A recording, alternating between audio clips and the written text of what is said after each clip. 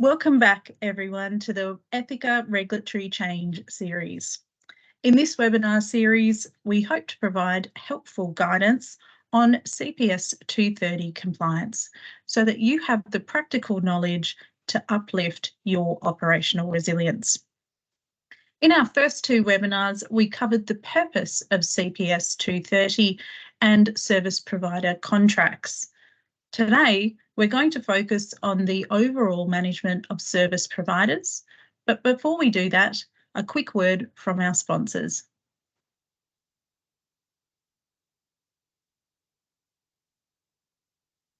The world has changed.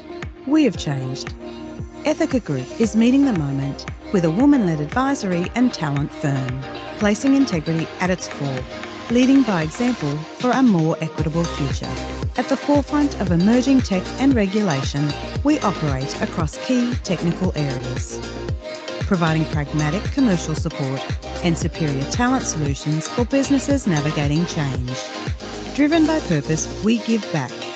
Ethika elevates modern workplaces and strives to uplift humanity, empowering change for better tomorrows today. Great. My name is Ramona Roach and I am CEO of Ethika Group, an advisory and talent solutions firm. We're focused on regulatory change and innovation and tech. And today I'm joined once again by Richard, one of our risk and compliance experts, and Susanna, one of our legal advisors. Thank you both for being here today. Pleasure. So, panel, let's jump straight in. Why does the topic of supplier management resonate with you, Richard? Because it's difficult. And, I have recollection of how sort of difficult this can be. It's time consuming and, it is suppliers find this difficult as well. And just as sort of an anecdote, I find suppliers are likely to be far more receptive to changing their contracts if they understand that this is a regulatory requirement and not something dreamt up by management or the legal and compliance department. So I would suggest distilling down the key points of CPS 230 into a one-pager and engaging with your suppliers early.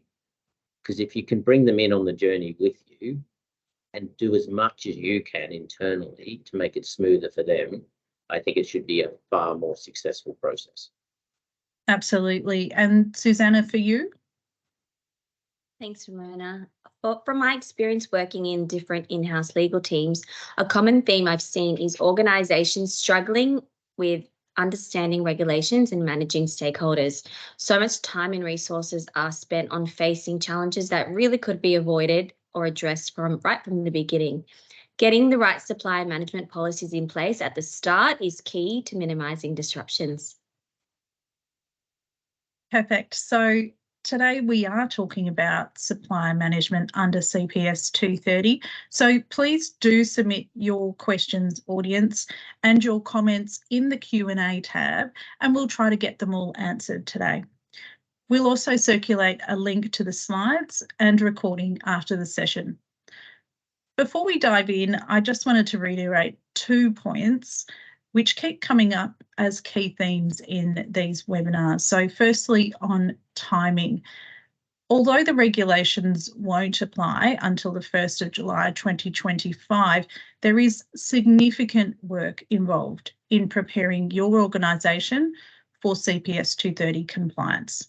And there are certain steps that organisations should be taking now to be compliant by the deadline. And secondly, as you've said many times, Richard, this is a show me, not tell me exercise. And APRA is expecting organisations to demonstrate that progress has been made in 2024 under a documented implementation plan. So, Susanna, can you give us a recap on the last webinar we did on supplier contracts, please? Sure.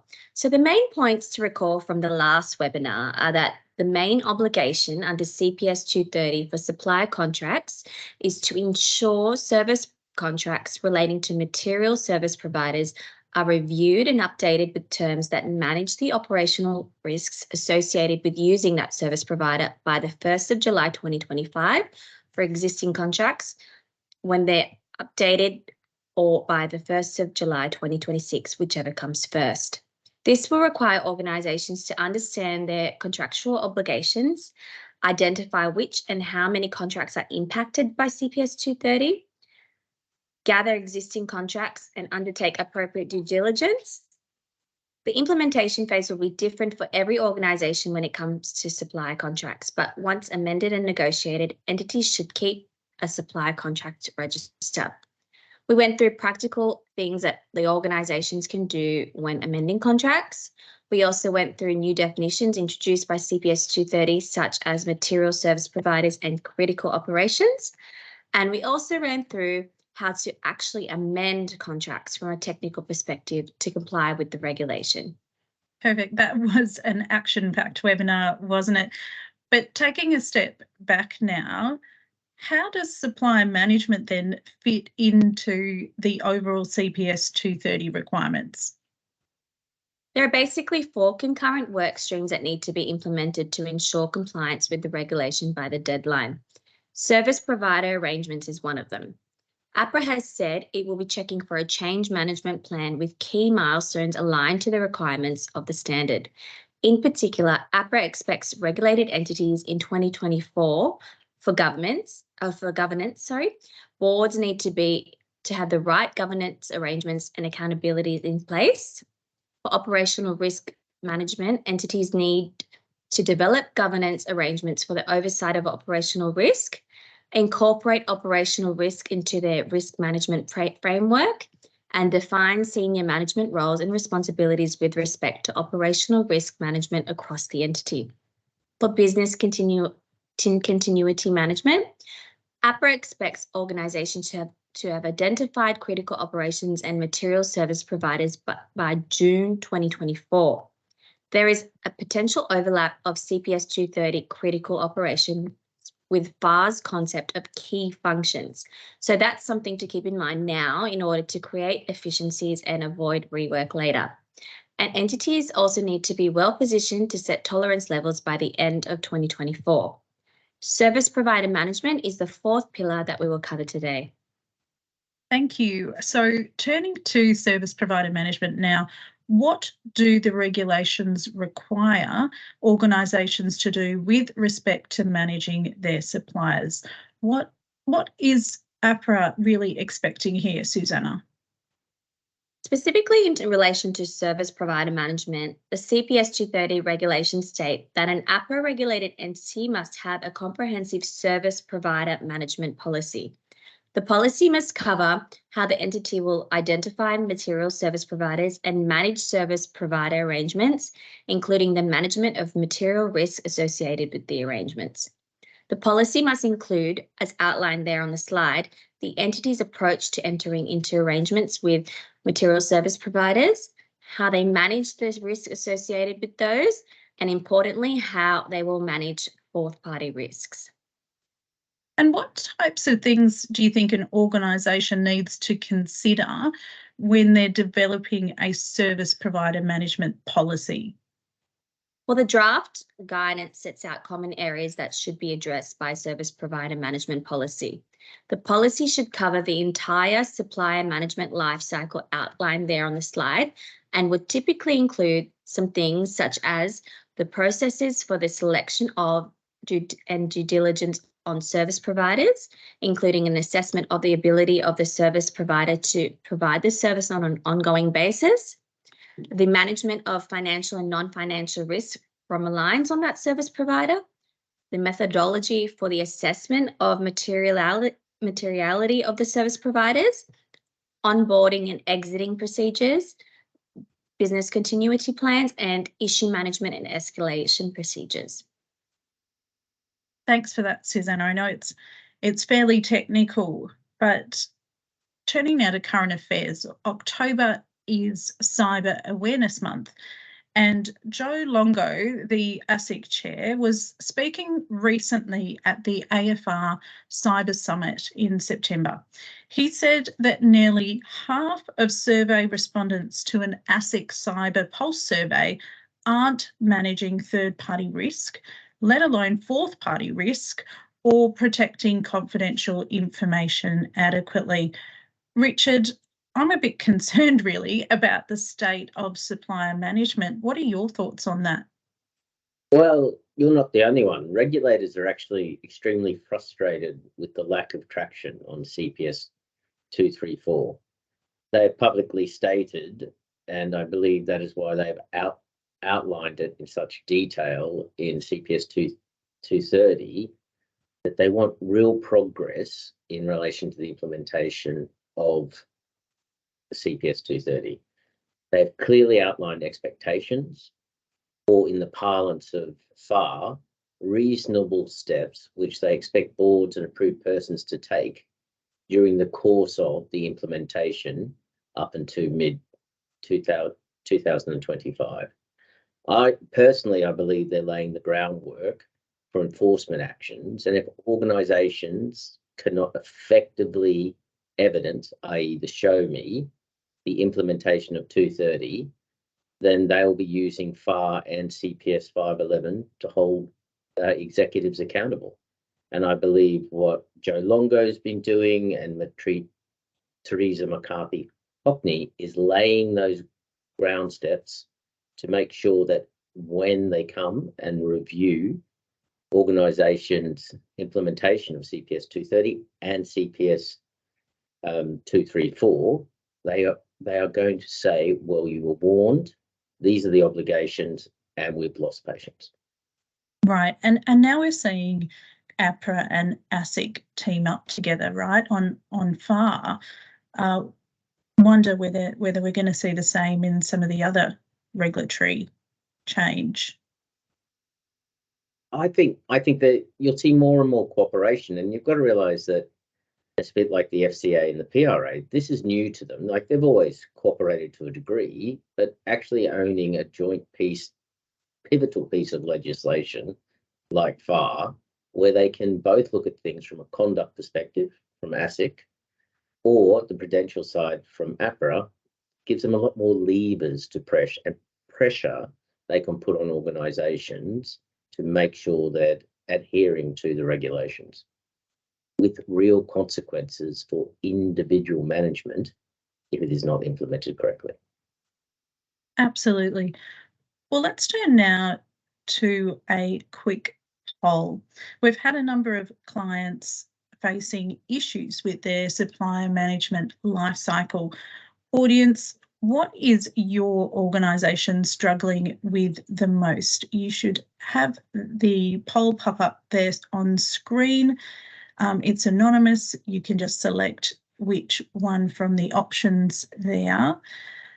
And it absolutely looks that contract review is a challenge that a lot of people are facing, and that is not a surprise.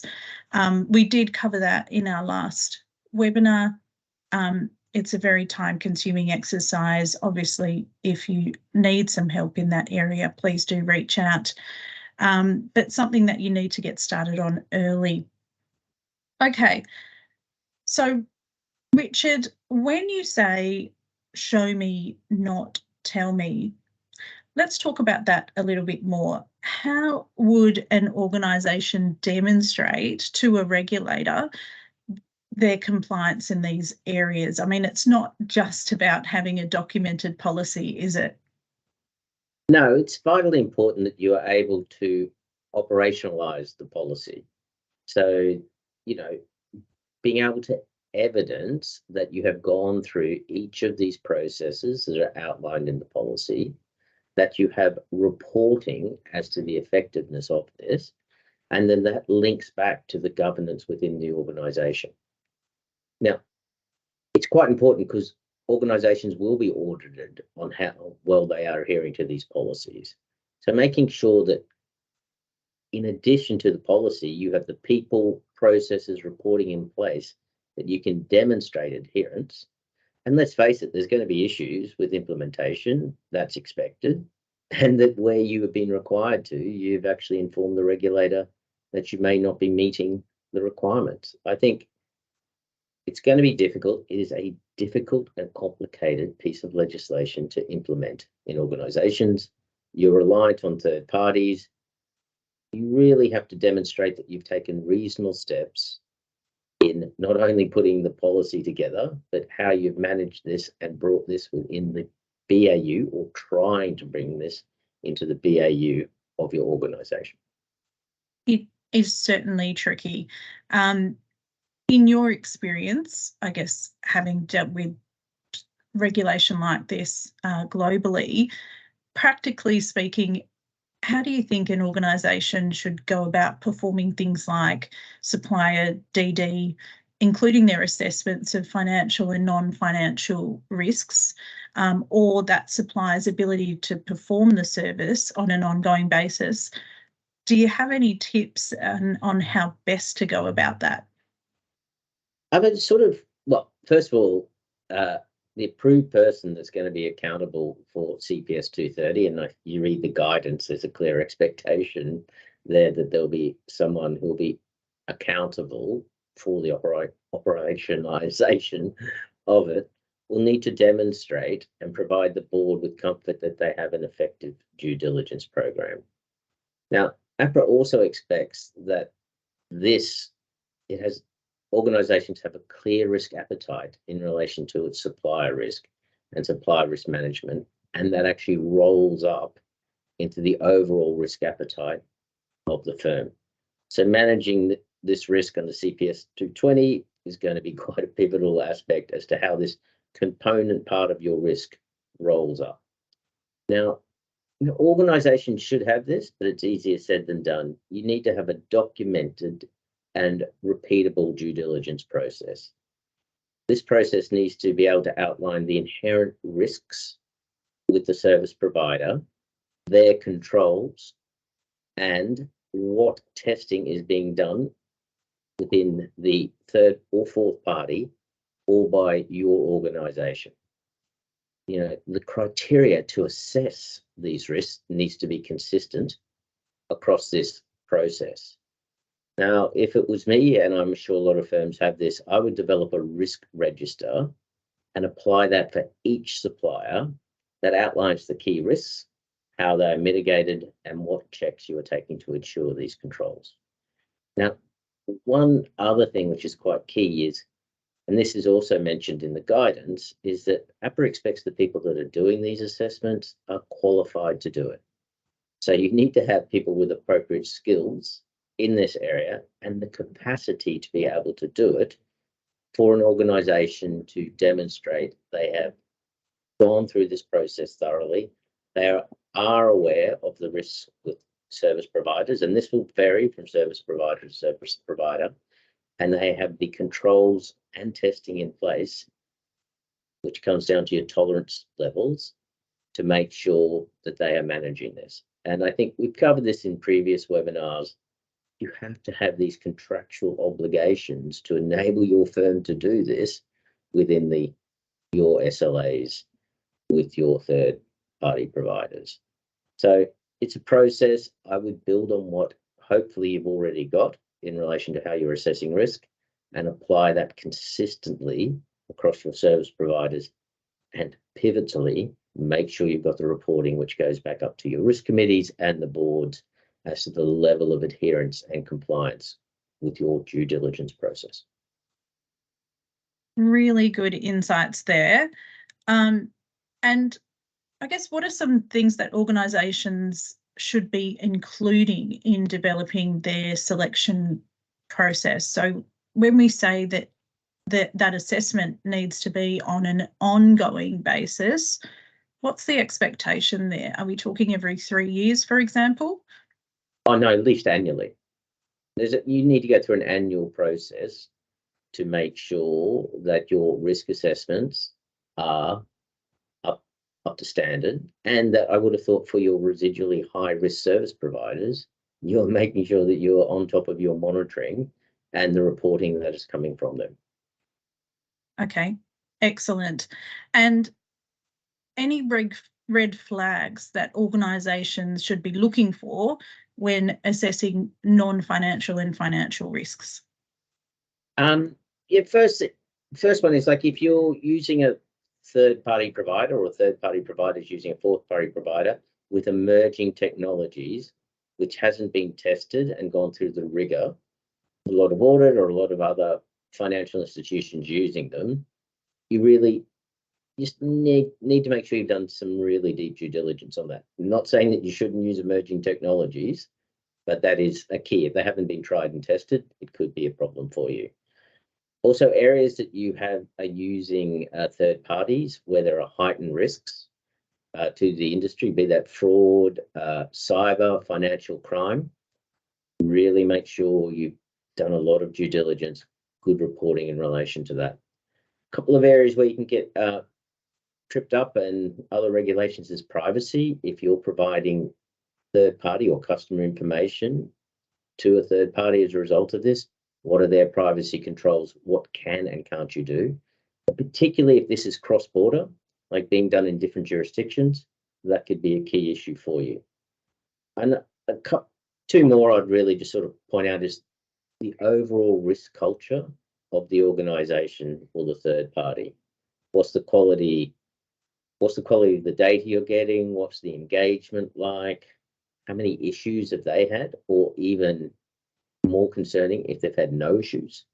Like everyone has issues, so it's a general red flag. If you're doing your due diligence and no one has their own internal breach reporting, that to me is a key indicator of an issue. Times to remediate issues and high staff turnover, that all doesn't point to a very good risk culture. And the quality of their BCP documentation and controls. Like if you can't understand it, they're not going to be able to understand it in practice, which will have a knock-on impact to your organisation. And finally, heavy reliance on fourth-party providers. If they basically have a service, but they're just a shell, and all the work is done by fourth-party providers, that makes them difficult for them to manage the risk, which is going to then make it even more difficult for you to manage the risk with your third-party provider. Absolutely. We're going to talk a little bit more about fourth-party providers in a minute. But of course, once your suppliers have been assessed and DD completed, we obviously need a formal agreement for each one, right, Susanna? That's right, Ramona. You must maintain a formal legally binding agreement that includes all the provisions outlined in our webinar on supplier contracts, which aims to manage operational risk and disruptions. I should also note that agreements should include provisions which allow APRA to discharge its duties, including allow APRA access to documents related to the provision of the service and allowing APRA the right to conduct an on-site visit of the service provider, for example. As I said in our last webinar, you need to make sure you have an agreement in place for every service provider and address any gaps immediately. Finally, an APRA-regulated entity must monitor and ensure that senior management receive reporting on material arrangements consistent with the nature and usage of the service. This monitoring must include a regular assessment of the performance under the service agreement with reference to agreed service levels, the effectiveness of controls to manage the risk associated with the use of that provider, and compliance with the service provider agreement. An APRA-regulated entity must submit its register of material service providers to APRA on an annual basis and notify APRA as soon as possible within 20 days, or 20 business days, I should note, after entering into or materially changing an agreement for the provision of services for a critical operation, and prior to any material offshoring arrangement or when there is a significant change proposed to the arrangement. So all of that material is a really important background to, I guess, considering what is actually new under the regulation with respect to managing service providers. Some of the new requirements are there on the slide. Susanna, can you talk us through what's new? The requirement to annually submit a register of material service providers to APRA and notifications to APRA where material changes are made to onshore arrangements or significant changes proposed to material offshore arrangements are also new. That I just mentioned is potentially new for some. The intention behind this is that APRA can take action when it sees concentration risk, being the overuse of a single service provider. Obviously, concentration risk can lead to issues and disruptions.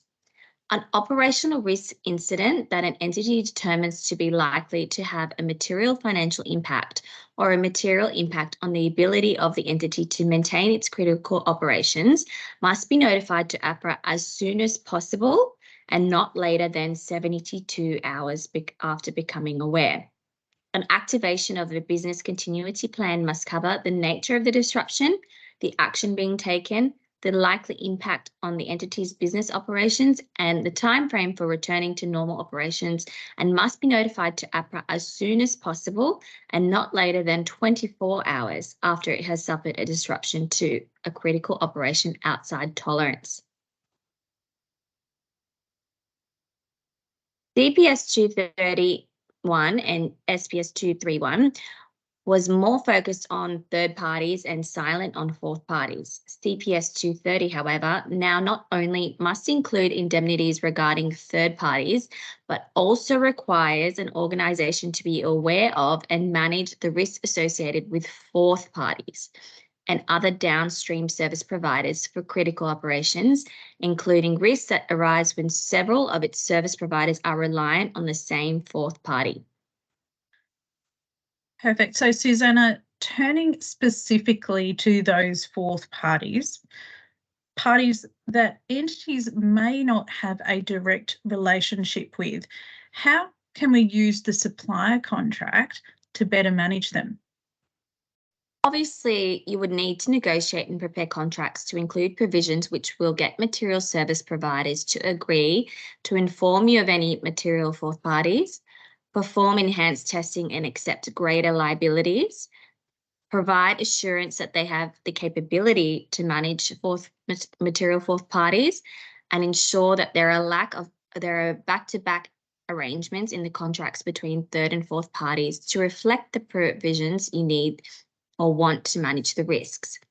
Fourth parties need to provide the material service provider and the regulated entity with operational performance and risk management reporting of risks managed by the fourth party. This won't be an easy or quick exercise, so give yourself enough time. The draft CPG 230 also outlines APRA's expectations regarding awareness and management of the correlated risk that arises when several of its third-party providers are reliant on the same fourth party. For example, a number of material SaaS providers are reliant on the same fourth party to provide cloud infrastructure. Right, and such a greater risk involved with that. So it sounds to me that from a practical point of view, the top four things we need to look to doing now are, firstly, updating our service provider management policy and applying the new definitions. Secondly, updating processes for procurement and identifying, assessing and engaging with material service providers in that regard. Thirdly, ensuring comprehensive monitoring and reporting on material arrangements. And also, fourthly, ensure comprehensive risk assessments are performed before MSPs are engaged to provide a material service. So at Ethika, we are always thinking about ways that we can use technology to help our clients. And when it comes to supplier management, AI could be used to assist you. It thrives on managing large volumes of data and can be tailored to your organisation. So, for example, earlier we went through how an organisation would develop a service provider management policy. Well, AI could be used in this context to assist with identifying the ongoing supplier management obligations in each supplier contract and building out a schedule to ensure compliance. So what we're recommending here, of course, is customised AI built specifically for your organisation, so there's no risk to your business. It can save you hours of time and, of course, cost. So please reach out for more information on that if you'd like to know more. Let's take a quick poll now. For the audience, we have had clients coming to us feeling quite overwhelmed. It is a very technical and content-heavy area, and sometimes you need a starting point.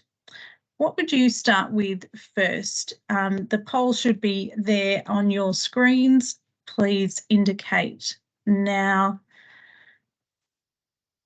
Oh, it's a bit of a trivia question, hey panel. Richard, which one would you go for? I think all of the above.